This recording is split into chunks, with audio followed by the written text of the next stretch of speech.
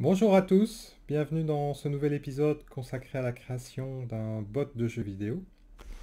Alors précédemment on a installé et configuré un environnement sous forme d'un émulateur BizHawk et aujourd'hui ensemble on va installer et tester un agent en Python. Alors ce premier agent il sera très simple, il va juste prendre des actions aléatoires mais ça nous permettra de valider que la solution technique choisie fonctionne correctement.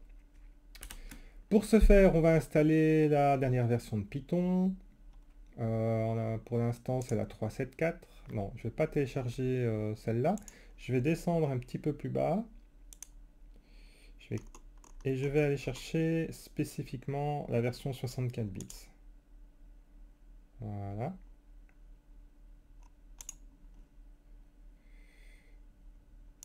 On va checker l'option ici et on va l'installer. C'est assez rapide à installer.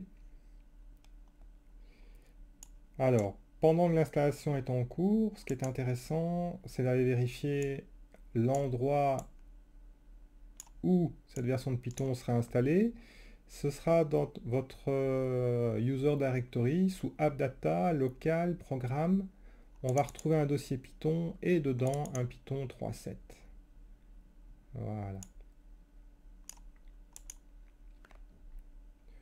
Ok, voilà, ça c'est fait. Alors maintenant, on peut retourner dans Visual Studio Code. Voilà. Et on va ouvrir un terminal. Et on va récupérer certaines informations qui se trouvent dans le README. Pour ce faire, je vais l'ouvrir en preview, comme ça sera plus joli. Et les différentes lignes de commande sont ici dans la section installation et configuration de Python. Alors, ce qu'il faut savoir, enfin ce que je vous propose pour ce projet, c'est de créer un virtual environnement dédié.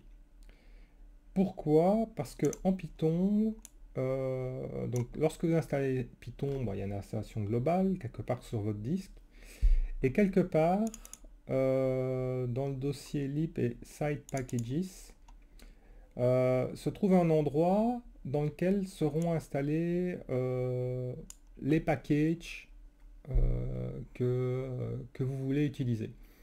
Et les librairies, par exemple NumPy, ou plus tard des librairies pour le traitement d'images, voire peut-être des librairies pour faire du deep learning, etc. etc. Bien, par défaut, il y a un outil qui est installé avec Python qui s'appelle PIP, qui est un package manager et qui installera les packages à cet endroit.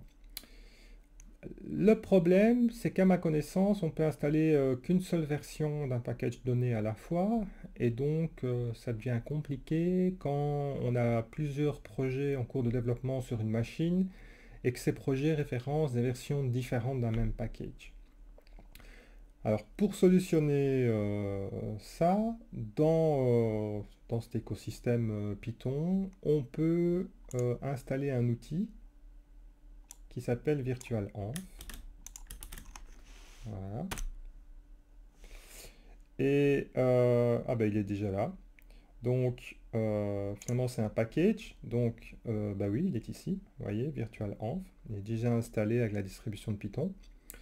Et une fois qu'il est disponible, on peut retourner dans le root folder du projet. On va taper cette commande. Alors, je fais un copier-coller. Je vais juste remplacer ici avec mon nom d'utilisateur. Oh, ouais, ok. Donc là, je vous invite à vérifier sur votre machine votre nom, enfin le nom en tout cas du dossier, et Enter.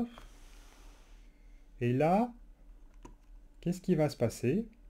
C'est que VirtualEnv va créer un dossier, bon moi je vais lui demander de lui donner le nom venv, et dans ce dossier, il va reprendre une copie de tous les binaires de Python, enfin de la version de Python qu'on a choisie, puisqu'on est allé lui dire d'aller chercher la version 3.7 64 bits.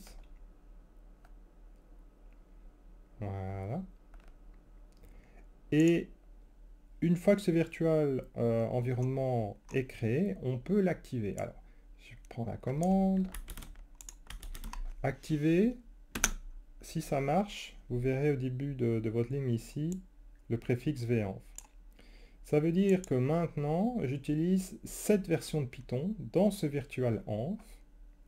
Et surtout, si j'installe des packages, ils seront installés dans ce virtual env, mais pas dans la version initiale globale de Python qu'on vient d'installer sur la machine. Et donc, je vais vous le prouver tout de suite. Ici, dans le dossier script, sous client, se trouve un fichier qui contient, pour cette version-ci, les différents packages à installer. D'ailleurs, j'en profite pour voir, ok, vous dire de passer, si ce n'est déjà fait, à la release 1.1. Je fais quelques petites modifications, juste des messages informatifs. Et donc c'est important, si vous ne l'avez pas, vous voyez ici en bas à gauche, d'aller chercher la release 1.1. Ok, donc on revient ici dans nos commandes. On va installer les paquets qui se trouvent dans le fichier requirements. Voilà.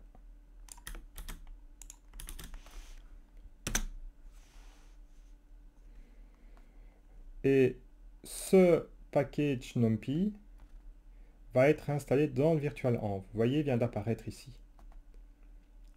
Voilà, c'est QFD. Donc, on a installé Python, on a créé un virtual environnement pour cette version de Python, on l'a activé, on vient d'installer les différents packages requis pour la version actuelle du projet. Eh bien, il nous reste une chose à faire, c'est de démarrer le script Python, donc de démarrer l'agent. Voilà. Alors pour le moment, il ne fait pas grand-chose parce qu'il écoute et il attend une réponse de l'environnement. Et l'environnement, on n'a pas encore démarré, donc allons-y. Voilà, Bisous démarre. On va aller chercher la ROM qu'on a installée ensemble dans le dossier SMS pour Sega Master System. Ok, ben voilà, la ROM a démarré. On va démarrer la console LUA. Ici. Et dans cette console, on va lui dire, j'essaie de tout ouvrir l'écran, voilà. On va ouvrir notre script LUA qui se trouve dans le dossier script bizhawk train. Et voilà, c'est parti. Alors, si vous avez ces messages, vous pouvez aller dans View et désactiver Display Message. Et voilà, donc nous voyons dans la console LUA que le script a bien démarré. Et ici, l'agent communique avec l'environnement, récupère le nouvel état et lui communique une nouvelle action à exécuter. Alors pour le moment, ces actions, elles sont aléatoires. Vous voyez, le bonhomme, il fait n'importe quoi, qui ne va pas tenir très longtemps comme ça. Et pour l'instant, il y a un épisode qui est en train de s'exécuter. Donc c'est notre premier épisode. Bon, ok, ici il a été indicé à 0. Et je vais afficher les deux fenêtres. Lorsque la barre d'énergie arrivera à 0, voilà, on passe à l'épisode suivant. Et ainsi de suite. Donc voilà, on y est arrivé. On a réussi à installer l'environnement et un premier agent en Python. Maintenant, dans le prochain épisode, je vous propose de retourner un peu plus en détail dans le script LUA qui tourne au niveau de l'environnement et surtout de comprendre comment, avec les outils qui tournent autour de l'émulateur, on peut trouver des adresses mémoire qui correspondent à des informations que nous aimerions utiliser pour calculer le reward, cette fameuse récompense qui nous permettra de conduire au mieux le futur apprentissage que nous allons implémenter. Voilà, je vous dis à tout bientôt pour ce nouvel épisode. Ciao, ciao!